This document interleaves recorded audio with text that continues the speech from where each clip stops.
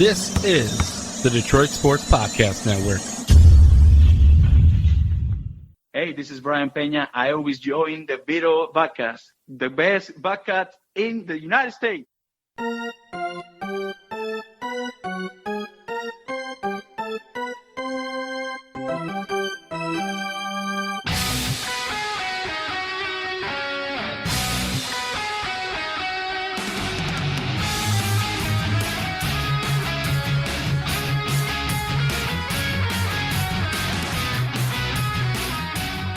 And welcome to the latest, the freshest edition of Tiger Talk with Chirco and Company. I am your host, Vito Chirco, alongside my usual sidekick and broadcast partner in fun and in crime. I have found out maybe a little bit too. Now, we won't speak about that on this week's edition of Tiger Talk. Anyways, to John Macaroon. For you and I, the first time in studio, I haven't been here in 2 months, and it still looks all right. Okay, I'm going to give you that much credit. You've done it up pretty well. You've organized things. It's more well-structured. You got a Sports Illustrated backdrop now to make yourself look credible. All of us look credible here at the Podcast Network, and I am proud of you and how far the network has come since you guys started in 2013 and since I started back in 2015 now. No doubt about it. It's a good time. Baseball's in the air, Vito. We're recording in March, so you know what that means. Nice weather. The Detroit Tigers. Kind of nice weather here in Michigan, right? Hey, couple days in the 50s. We'll take it, right, Vito? No doubt about it. Yeah. So we get a chance now to look at the Tigers. We get a chance to peek into spring training a little bit. Look, the Tigers aren't going to be a good team. We all know it. They are squarely in a rebuild. But at least they're saying the right things. Meaning, you know, Chris Ilitch has come out and said, look, we're in a rebuild. There's an opportunity for us down the road to spend. We are going to spend, but we still got to develop these players. And right now, everyone seems to be a little bit loose. They're checking out. I think the first thing we're going to talk about is the big story right now in Lakeland. It has been the weekend that Riley Green had. He had a pretty good weekend, and he was taking some at-bats, cracking some home runs. Now, of course, the level of competition that he was facing wasn't top-notch, but got to give Riley Green credit. He looks like he belongs, and I think it's a great story where he hits a home run and, he gets to, participate in spring training. He gets to, yuck it up and learn from the likes of Miguel Cabrera. It's nice to see a 19-year-old kid handle his business, and look, it would be great if he was, the next Bryce Harper, but he's not. He's going to start in the minors. But so far, so good, right? Great story from Riley Green. Well, soon enough, Riley Green will be cashing in $800 checks like I am right now, by the way. So Riley Green is almost there to the level of success of Vito Chirco at the Detroit Sports Podcast Network. So huge props to him, though, realistically now, on what he has done so far in spring ball, when he is still a minor leaguer at heart, and he will be in the Tigers farm system to start off the season. He is not even close to being ready after being taken by the Tigers in this past year's amateur draft. So Riley Green will need some time to move up the ranks, to develop his hitting ability, to become a major league caliber slugger one day. Now, great signs from him so far at the plate, like you said, John, hitting the long ball and showcasing that he can do that already, and impressive out of the youngster who is younger than 20. I mean, I feel a lot older than the guy, and I'm only 26 here. I feel like an oldie, but, goodie and old dude, okay, to sum it all up compared to him. So he's a guy with a lot of potential, and let him develop it in the farm. And the Tigers will do that. It's just how much will his process of getting through the minors be expedited if he really has a successful 2020 on the farm? Because there's a strong likelihood, based on what we've seen out of him so far and with his upside, John, that he could have a very strong 2020, which could fast pace and expedite the process that he has to get through the minors to reach the bigs with the Tigers. Okay, I'm being hypercritical in spring training. Right now, the third base combination that we're seeing has been quite awful, and we're not seeing production from Jeimer Candelario. Are you concerned at all? It's early. It's spring training. They're getting their rhythm. But Jeimer Candelario has struggled mightily, Vito. I don't think he's got 2 hits in all of his at-bats. I think he struggled mightily this spring training, and you realize, okay, Isaac Paredes is not ready yet. I'm a little bit concerned. I know that he struggled a little bit late towards the end of last year. I'm not happy right now with what could be a position of weakness at third base offensively. Candelario, DeWitt Lugo both have struggled so far, and now people are saying, well, neither of them should be the starting third baseman come opening day. Well, what are your other options internally? Not a ton of them.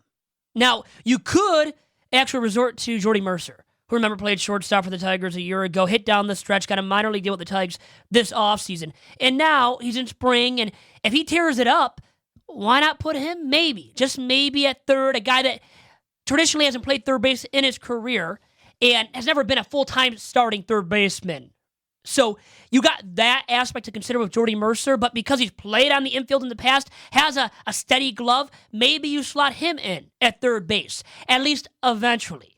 But how I look at all this, John, it is early on in spring training. These guys struggling, let's not overreact to what they're doing at the plate right now because it's very early on, and guys get better as the temps warm up, and I know they're beautiful already in Lakeland, Florida. But I'm saying realistically, once the regular season starts in Motown, and once the season really picks up steam and the temps pick up, those guys hopefully turn it around at the plate, and one of them at least kind of emerges at the plate as a semi-consistent hitter. And if that occurs, Tigers don't have a huge issue at third in a season when there are no expectations. So realistically, you don't need a ton of production out of that third baseman right now with the Tigers ball club and what it's going to look like in 2020 with the little to no expectations to win on a consistent game-to-game basis. So for me, let's let them play it out and further develop, and one of them, as the season does progress, hopefully does emerge as that guy that the Tigers can start on an everyday basis at the hot corner. Okay, this podcast, we're going to look at some of the young pitchers. I know you were impressed by Tariq Skubal. I was. I think that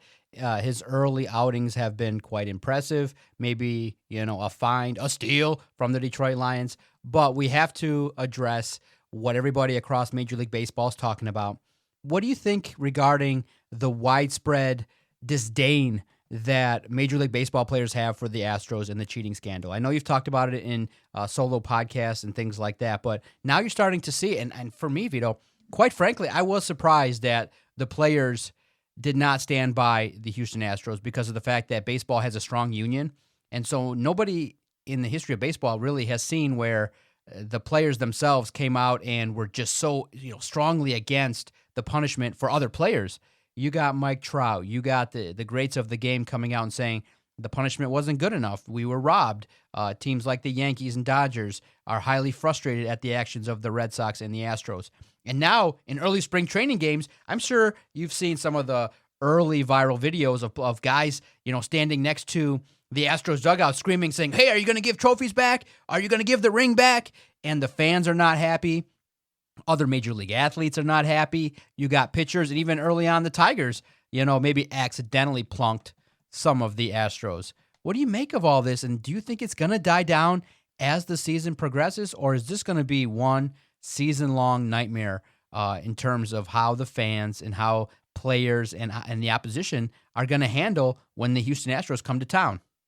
The vitriol directed towards the Astros will continue to be exuded. It's not going away anytime soon. It has just started. So if the Astros aren't man enough and big enough to deal with all of this, get out of the kitchen pretty much, because you're going to have to deal with it. So adjust right now while you still can, because it's spring training, and get used to what you're going to have to endure through as the regular season kicks off and progresses, because it's not going to go away. And I get it.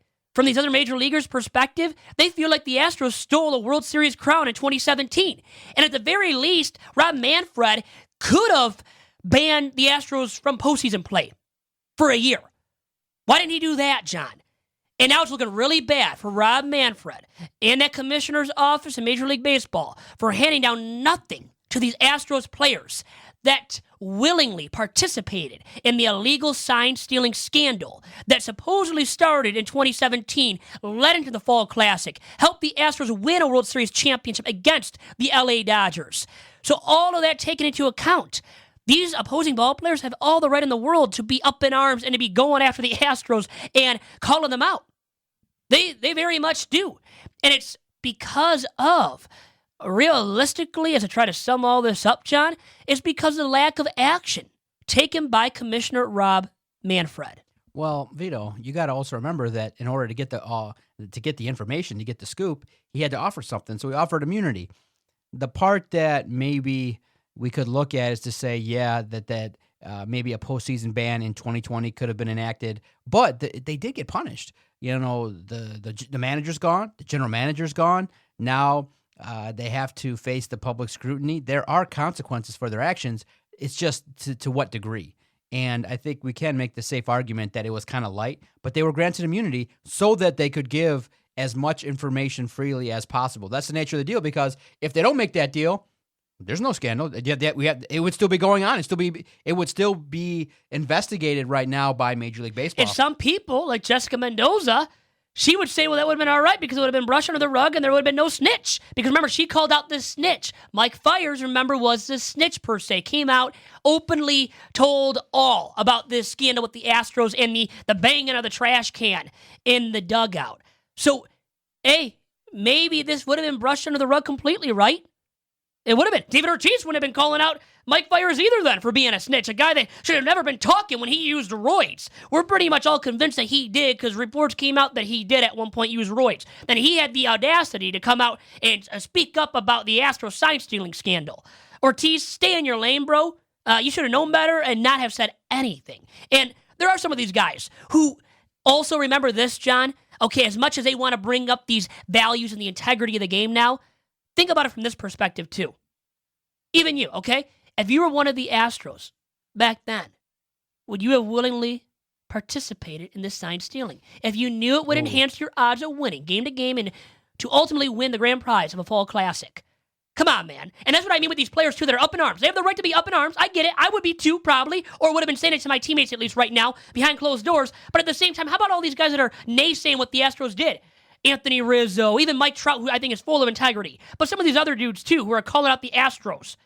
Don't you think, John, some of these dudes who are acting almighty about the Astros and what they did right now, that they would have also participated in this scandal if they knew it was available to them and would have helped them out to win? I think that's why many are so upset, is that this has been done by a lot of people, but they used technology and they took it to the next level. Yes, that's the problem. Because it was advanced technology that was implemented, correct? Or incorporated. Yeah, exactly. And when people look at the splits between the Houston Astros, I think back in 2017. In that fall classic specifically, where the guys at home killed it, 500, like 1,000 batting. Couldn't even hit the ball. Couldn't even touch it. Okay? Couldn't even touch the baseball on the road.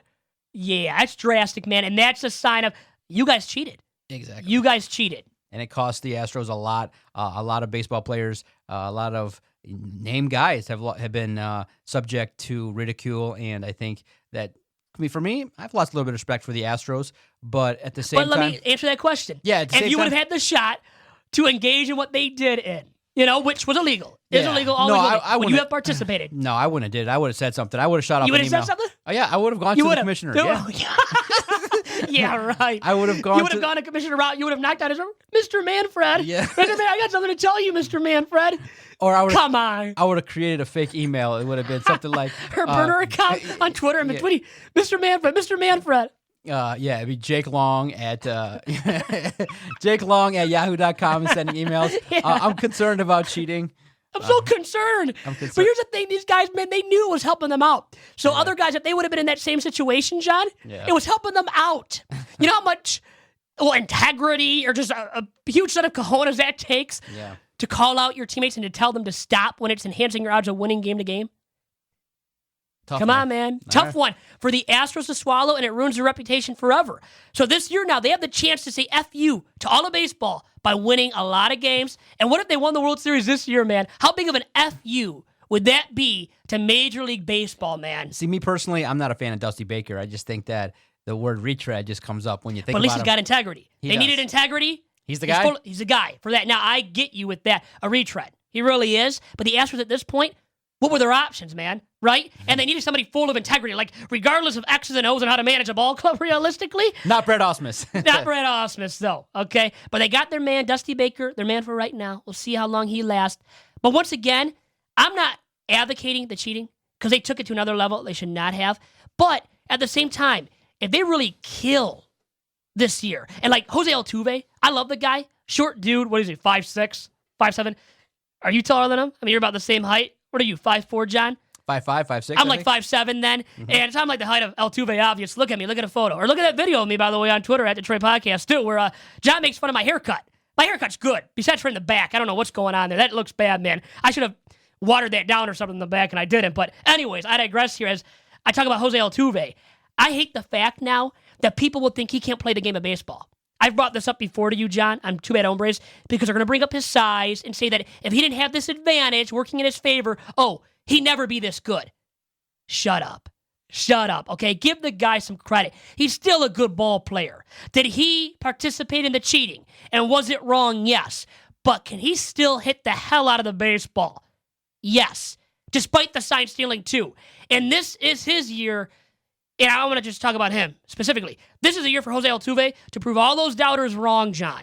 To prove to all of them that, hey, just because I'm small and maybe I did, I was helped out by the sign stealing, I can still hit the hell out of the baseball without the sign stealing too, because I'm a heck of a ball player. So I want that respect. I want that slap back on his name, because it's been taken from his name recently. And because once again, it's about his size, he's being dogged for it, and people are saying now, or at least underneath their breath, under their breath and behind closed doors, saying that if he didn't have this advantage working in his favor of having the advantage of stealing the signs, he wouldn't have ever hit as well as he did then, or as he has even recently.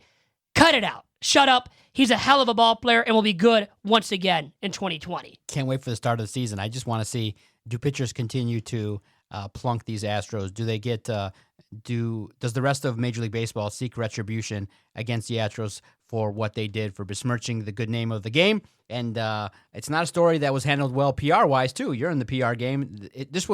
Once Manfred decided that he was going to levy a punishment, he should have probably recognized that baseball and especially across, especially in this era of, the cancel culture and the outrage culture, that people were going to be highly frustrated. So I think they should have took stronger measures, probably with a 1-year postseason ban. At least that, and then they would have been all right PR-wise. Yeah. It would not have been as That's bad, it. the reaction, the outcry. Exactly. Really quick, Altuve, how about the taking off of the jersey? Yeah. And that crap, man, what do you have to say about that? Because I think that was hilarious. I mean, he said his wife didn't want him to take off the jersey. Yeah. But he was going to celebrate getting to the World Series. Let me ask you, even if your wife would have thought and maybe told you in the past, hey, honey, don't take off your jersey. I don't want them seeing your out-of-shape body. Yeah. Wouldn't you have maybe taken it off to celebrate and not worried about her at home and what she thought? Or I mean, I know she was at the game, but you get my point. The bravado that these athletes have to think that they would not get caught in this day and age. There's cameras It's on everybody. 2020, man.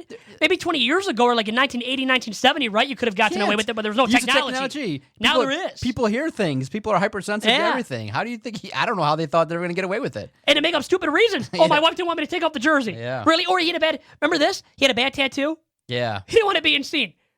And then people were trying to find the tattoo, like in other photos of him. Yeah. No tattoo. Come up with a better lie, right? These guys can't even lie right. And I'm not trying to advocate lying, but I think you get my drift too. Mm-hmm. They couldn't come up with anything, man. And they look so bad. And the reputation of these Astros players, John, as you know, have been tarnished forever. No matter what they do now. Tarnished forever. Now, the Tigers haven't cheated. And maybe they should have, because they stink. And they're going to stink again, but they're going to be better. They're going to be better in 2020, John. Before, we have to tie it together. Yes. If the Tigers were to pull something off like that, a cheating scandal, let's say back in 2012, they're in the World Series, they just realize, okay, boom, boom, that we're not able to compete. We're going to maybe take some slight advantages, because you remember the first couple go-rounds in the World Series that they had, their offense kind of went dead. Completely. They could have used the sign stealing, for sure. Against the Giants, right? Against the Giants, for sure. Yeah. Well, in 06, too. But, yeah, for sure, 2012. And they were probably the better team. If you On paper, recall, talent-wise, that week off just killed them, and Yep. everybody felt like if they played the next day, they were rolling. They might have put a hurting. They probably would have swept the Giants instead of having the Giants celebrate at Comerica Park, which, tough. I think Miguel struck out. Miguel struck out. Yeah, it wasn't pretty, man. So if the Tigers were to engage in something like that, how would you feel if there was the benefit of a World Series championship? You see Ron Gardenhire in a couple of years celebrating, and then 2 years later you realize wasn't sign stealing, but was manipulating something or other, was recognizing something, was using his phone to figure out something. If they cheated on some advanced level, how would you feel? Ron Gardenhire uses a phone? He knows technology. He knows maybe he's secretly videotaping, got a little camera in his hat. Yeah. No one's going to think Uncle Ron's doing anything wrong. Nobody would think he's doing anything wrong. Maybe Jim Leland from the stands or whatever. Maybe he's doing something and implementing it. All of a sudden in 2020, we see, man, Gardenhire standing up, sitting down, standing up, sitting down. There's something wrong with What's going on with them? Every 3 and 2 count, Ron Gardenhire just stands up, puts his arm out, and then, The only thing is, it's not going to show Luther in every single game that he's doing that in. So maybe it's not really a sign stealing or cheating. Cheating in the most effective manner. I'll just say that. But The one ball club that they could have erased the 25 interviews was the Tigers. They're like, oh, look at these averages. They didn't cheat. they couldn't hit anywhere, home or on the road. We can save the hours. So if the Tigers cheated, how would you feel? Still got the bling bling. That's it. No, you know what? I can't advocate cheating totally, but I can't tell you right now, John, on the air, that I would be, oh my God, get rid of that title. Oh, Tigers didn't win. No, they don't deserve it. Yeah, exactly. I couldn't do that, John. That's me. I think I'm a good human being, right? Hey, I run a charity softball game, 5th annual game, by the way. Plug real quick, Saturday, August 8th, 2 p.m. start time, Detroit Mercy, okay? But if the Tigers won a World Series, John, I mean, how would you feel? Now, you know I'm a bigger fan, I'm like a lifelong, devout fan of the Tigers. I love the Tigers. But, man, come on. It's still a World Series. Vito, I wouldn't care one bit. Look. So you wait, you wouldn't have any kind of remorse? No. Okay, so listen to this. Tigers cheat every single game, because who even knows how many games the Astros cheated? Maybe they did every single game, okay? Tigers cheat every single game, John. Every single game. No problem. Look, no problem. If they get a chance, Vito, you know it. If they get a chance to win a World Series at Comerica Park, you and I are going to storm the field. We're going to take video, selfies. We're going to be probably inebriated to the highest degree. Wait, are we covering this, by the way? Are we still inebriated? Yeah. We're covering this? So By the way, no, we won't cover it. No, you know what we'll do? Well, we'll find a way. We'll be inebriated. Well, obviously, we got to get on the field and do the interviews. You know, we got to have the camera. We got to we'll cover just drinking the beer in the locker room. Yeah, exactly. Hey, you know? Miguel, I need one real quick. Exactly.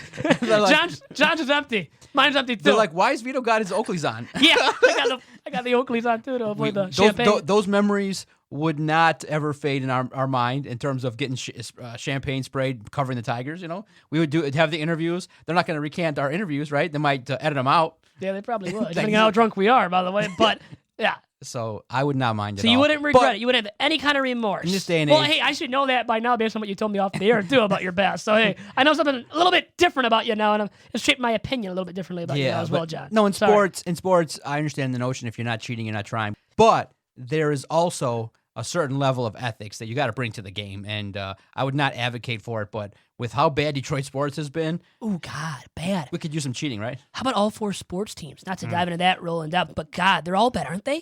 They the all Wings use some cheating. Are the Wings gonna get the number 1 pick? They have a shot. Tigers are gonna get it. Yep. Okay. Now Lions got the number 3 pick. Pistons, good God, they could use a nice top 3 pick as well, our number 1 overall pick, because they need to rejuvenate their franchise big time. And they're the worst of the 4 right now, man, long-term wise. Tigers have a shot because of their arms. And how about those arms? And what they've done so far in spring, how they've looked. Casey Mize, by the way, is starting Thursday against the Yanks and Garrett Cole. Garrett Cole's making like $200 million now. Nice. Casey Mize gets the chance to start against him in big league camp. That's pretty cool for Casey Mize, isn't it? Heck yeah. Big-time test right there against the Bronx Bombers. I think Riley Green, Casey Mize, and Tariq Skubal have been awesome. Skubal's been really good. I still think we don't know how to say his name. I don't think really anybody knows how to really Skubal. I know the last name is Skubal, or it looks like that, so I'm going to say that. Really good at Double-A Erie last year. Remember that, too. Hit 98 on the gun. Can throw it hard. I think he has a devastating curveball. I mean, he has all these different pitches, John, and makeup to be a top-flight starting arm. Now, the thing is, does he keep this up? Hopefully, like with Casey Mize last year. Remember, he had the little setback. So hopefully no setback for Skubal, because he was never projected to be this kind of an arm that can be an impact, high-end starting arm at the major league level. Now he's become that more and more as the season progressed last year, what we've seen from him so far in spring, where he could be the Tigers' number 2 arm. How about come mid-season this year? Wouldn't the fans and us, John, as pundits as well, be so excited about that? It would rejuvenate the club. Because we know, how many wins are they going to have at the end of the first half of the season? Okay, not going to be many wins. I know that much. Okay, so I think you and I are on the same boat. We're excited with the youth. We're excited with what the pitching prospects could look like. So before we get out of here on this edition of Tigers Talk, which you can hear now going forward probably every week. I think we'll probably ramp it up, whether maybe we'll take one more break before the end of spring training. We shall I've got see. A vacation, right? You're going to give to me, too, to go Yes. down to spring ball, right? To go watch Tigers? Get your credential, get down there. Yeah, thank you so much. Appreciate it. What are 3 of your realistic goals for the 2020 Detroit Tigers? We're going to cover the team, hopefully. Hopefully they let us in now with a new branded name here. Exactly. So what should fans of the team, supporters, what should they realistically look for this year? And for yourself, what are you looking for? 3 realistic goals that would make 2020 somewhat tolerable, because last year flew by because there's no expectation. We would go down there and be like, all right, how are they going to lose today? The one game when they played the Yankees was fun. That was cool. And that they came back, but every game was a lot of strikeouts, a lot of quick games in that The Tigers swung at a lot of pitches and missed. They had, set a record for the most Strikeout strikeouts. record. So, Yep. for you, realistic goals. Miguel Cabrera bouncing back. Hit him more than 12 bombs. Good God, he has to do that. And he's fit now, man. He looks good. He looks sexy. Has some sex appeal now, more than he ever has in recent memory. So, him hitting 18 to 20 bombs. That's my expectation for Miguel Cabrera, the big cat, this season. Now, Matthew Boyd having another strong first half, and the Tigers dealing him. Could it happen, John? I would like to see that happen. I think it's realistic where they can deal him and get something of quality in return. Now, I'm going to give you 2 more. I'm going to give you 4, a bonus too. But the third one is Daniel Norris. I think he will be steadier and more effective throughout the course of the 2020 campaign than he was a year ago, and hopefully he stays healthy. And I think with that being said, I think if he does, he will be more effective than a season ago. So 3 things I'm on the lookout for from those 3 dudes right there. 4th thing, Casey Mize and Matt Manning get called, maybe Scooble, and they look all right in a Tigers uni this season. So that's my bonus item that I would like to see, and I think we will see from the Tigers in 2020. Okay. I think for me, my top goal is just to see better fundamental baseball. I think in 2019, the thing that shocked us was just how many sheer errors the Tigers made defensively in terms of not being able to hit the cutoff guy, not being able to get the relay in, not being able to, execute a simple throw from, third base to first base. I want to just see a team that's fundamentally strong, plays smart, and figures out a way to manufacture runs and not rely on the 3-run homer too much and play somewhat. We want to kind of see what Ron Gardenhire baseball looks like. I think we want to see signs of it. Signs that the team is actually listening and learning and putting together some type of run in terms of, hey, let's not have a run of 9 games in a row that are losses and losing by 3 or 4 runs every game. And scoring like a run or getting shut out too. Exactly. We want to see a little bit of progress just in terms of baseball, something to keep us interested. I think you and I got a lot going on that's diverting our attention, and so our attention span will be very short in regards to the time allocated to the Tigers because of the fact that, hey, there's a lot of big things going on in the world of sports, and, a team like the Tigers could get ignored pretty quickly if, they don't continue day by day to improve, get out there on the diamond and handle their business at home and on the road, and that's what I want to see. Fundamentally sound baseball, Ron Gardenhire not getting ejected as much, handling his business and some progression from some of the young arms, maybe get a chance in September to see, the likes that we want to see of Manning, Faedo, Scooble, and things like that. And, you never know. Maybe even an appearance from Michael Fulmer back in 2020 towards the second half of the season. Could you imagine if the Tigers win 69 games? Hey, could they? But think about this seriously now. Haven't they the same record the last 2 years, right? 47. No. 47-114 this past year. Okay? Epically bad, worst record in all of baseball. That's why they had that number 1 overall pick in this year's amateur draft. But realistically now, John, think about this one. Thought-provoking topic to leave all of you with and you with as well, John. If the Tigers were to make that big of a jump and win, so say to 69. Okay. Or 70 wins. 40 to 69. 47 to 70 or 69. Okay. Okay, a 22 or 23 win jump. Does that give Ron Gardenhire some Manager of the Year votes? Think about it, John. No. Manager of the Year, Ron Gardenhire. Sign him up. He's going to win the award, baby. Not really, but I think he would get some votes. I think he really would. Our inaugural of the new decade, Big Vito's over-under, 50%. Does Ron Gardenhire come back in 2021? Because right now he's considered a lame duck. Well below 50% for Big Vito's over-under to start off this season. I think it's like 25% the chance of him actually returning in 2021 to be the Tigers' skipper. Oh, with that, that's a good spot for us to end. Follow Vito on Twitter, @VitoJerome. Follow the network, @Detroit Podcast. We give you guys great content inside. We're insiders, Vito. We cover the team, so we're actually, fanalists. There we go. Yeah, I like that phrase there. I like that little name. However you want to call us, we got access. We get to cover the Tigers. We get to cover the Detroit Lions. Hanging around the Detroit sports scene, worse than the coronavirus. The DSP virus spread since 2013. And I told everybody because that was the best part of the project my goal was, I'm going to spread this thing like a virus. And that's what I did. And that's the best part of doing this is that we get a chance to broadcast whenever we want, wherever we want, and we get an opportunity now to have a nice following. People know who you are. And we get a chance to cover, one of the elite baseball franchises in the history of Major League Baseball. And it's been a fun ride the last 3 years, racking up these credentials, going to a bunch of the games. It's been a fun ride. And Tigers Talk will be here Wednesdays on the Detroit Sports Podcast Network. Follow Vito on Twitter @VitoJerome, Ask him your baseball questions. He'll answer them. Might be 12 hours later, but he'll answer them. Oh, 13 or 14 hours later, probably. Exactly. It's more accurate there, John. Catch his attention. I keep him busy, but he will respond, and that's what makes us fun at the DSP Network, is that we're the most interactive sports Twitter page in Detroit, hands down. We see everything, we read everything, and we even welcome the haters. No problem at all. We love the haters, baby. Love them, baby. Love us some haterade. See everybody Adios. next time.